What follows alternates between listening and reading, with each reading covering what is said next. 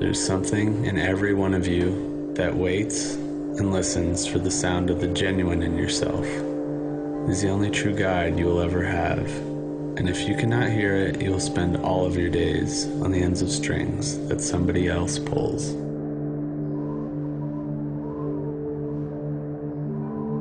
This ancient trail wanders along through relentless weather with 6,000-meter giants touching the sky above. Everything we've heard of this place, everything we've read, nothing could prepare us.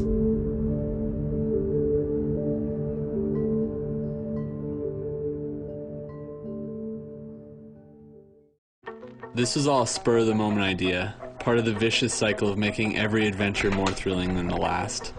Our goal was to circumnavigate the Huayhuash range in the Peruvian Andes, perhaps disproportionate to anything the three of us had ever done. After several blurred days of travel from Colorado, we dialed in the gear, built up the bikes, and were stoked to ride.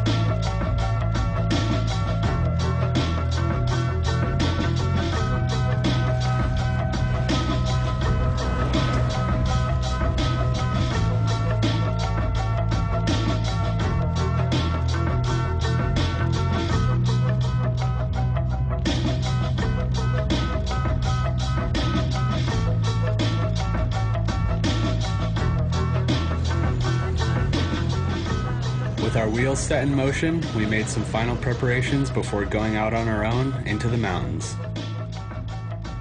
We're leaving at 4 a.m. tomorrow morning, and we start our ride.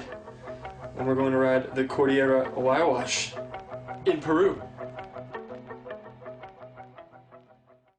The next morning, we made our way to the outskirts of the range. Local skeptics watched our every move as we slipped out of the town of Chican, and rightfully so, as only one other group had ever attempted this journey on bicycles. The typical method is to trek the route, fully supported with gear-touting donkeys and local guides. The fact that it was the rainy season only instilled more doubt. These are the biggest mountains I've ever seen. This is ridiculous.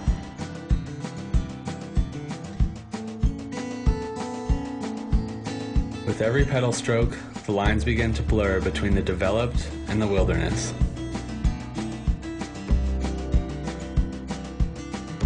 Warm smiles and curiosity greeted us as we climbed to the village of Yamak, the entrance to the Huayhuash. Here we were introduced to the peaceful nature of these mountains, and with that, we were off.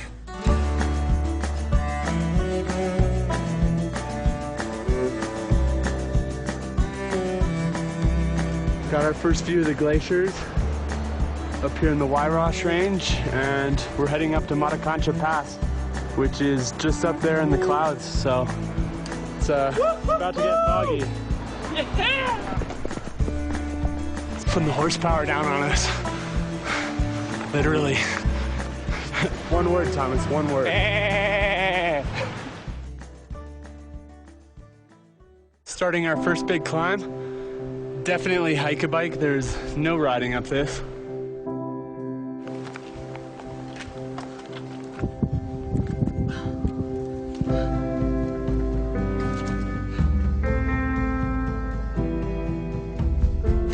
About halfway up Huayhuash Pass. We got maybe close to 1,000 more feet of vert to climb. And then it's descent down to camp for the night. A little short of our goal, but so be it. Gonna have to make the time up in the next couple days.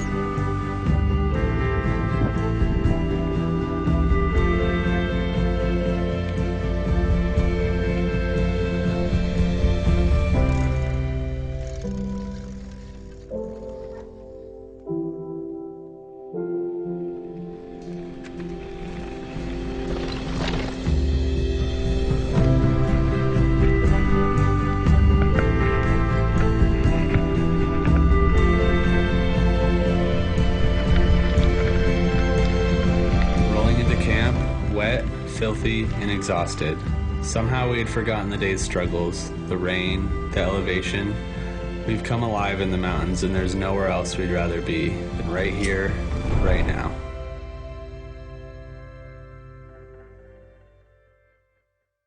This is gonna be the start of our third day. We only got one pass to make it over, and at least we're getting an early start.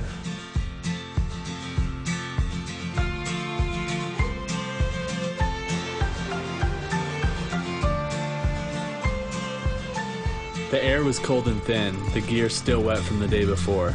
Nothing could hinder our enthusiasm for the best single track of our lives in the wildest place we'd ever been. As we charged on, our smiles grew larger. We had never felt so far away.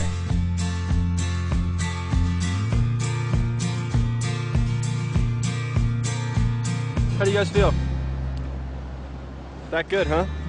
Nice.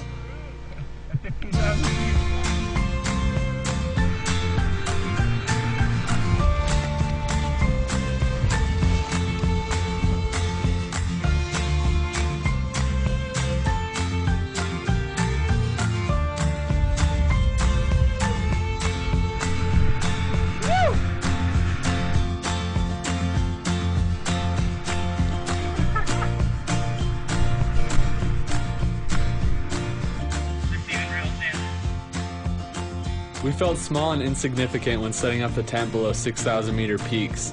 The thundering sound of glaciers cracked as we managed to get some rest.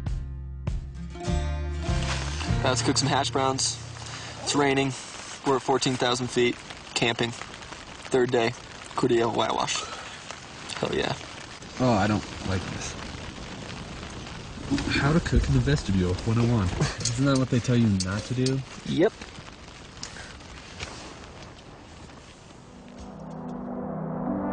The only way to get here is a pass off to my left that we came over yesterday. The only way out is a pass to my right, which is what we're going over today. The fact that we got ourselves here on our bikes, by ourselves, with all our gear, just makes it that much better.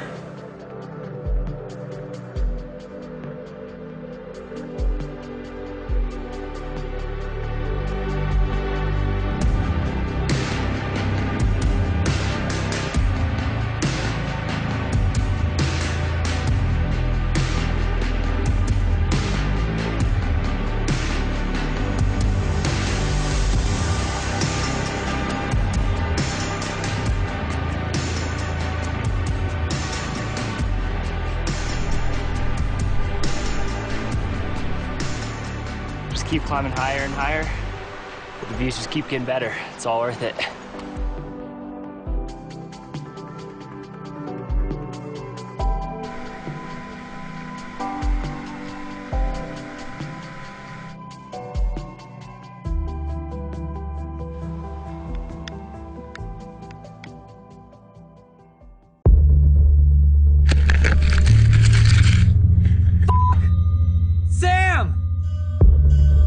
Get over here!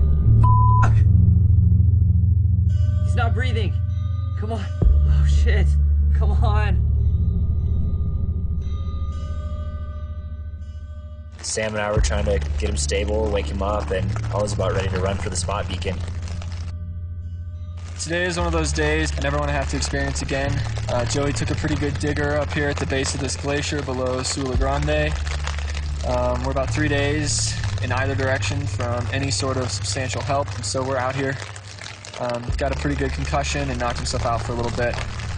And we're just in the tent out of the rain, and we're gonna keep pushing on tomorrow and just try to get out of here. Definitely one of the gnarliest things that's ever happened to me, for sure.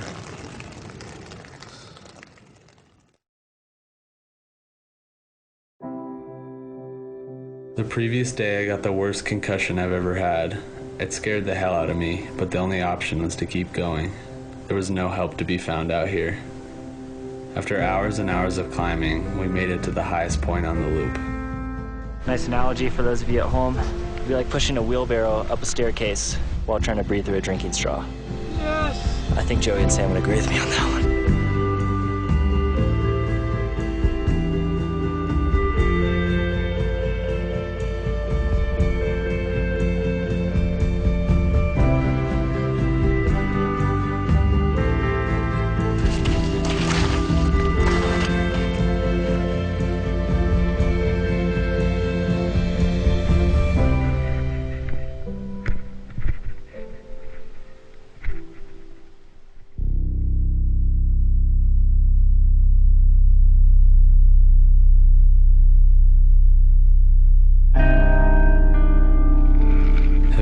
seen any people in days, we rounded a corner and were caught a bit off guard.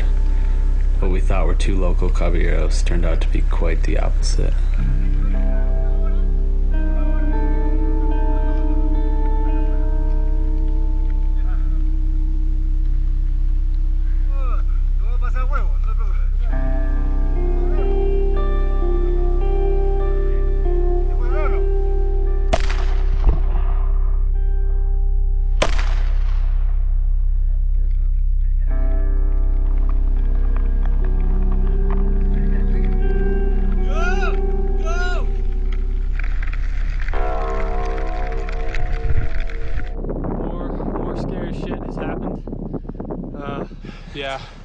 Yeah, we ran into those two guys, and that super drunk guy immediately pointed the gun at my face, and it was super sketchy. I've been not scared a long time. He's just pointing his pistol, finger on the trigger, right in my face, and then lifts it up and shoots it. It's not super cool. Cruising out of the Cordillera Huayhuash right now. Getting chased out by rainstorms as usual. But super stoked that the guys brought some beer and didn't tell me. Slammed some nice New Belgiums. Now we're cruising on our way. Definitely a little bit tipsy. We're up here in altitude.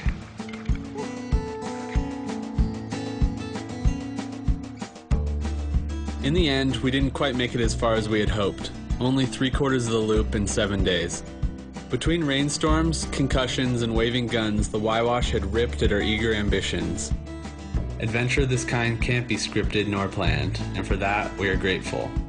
A sense of wonder was fulfilled, an understanding of distance and height learned, and the friendship of 3 adventure-loving friends reinforced.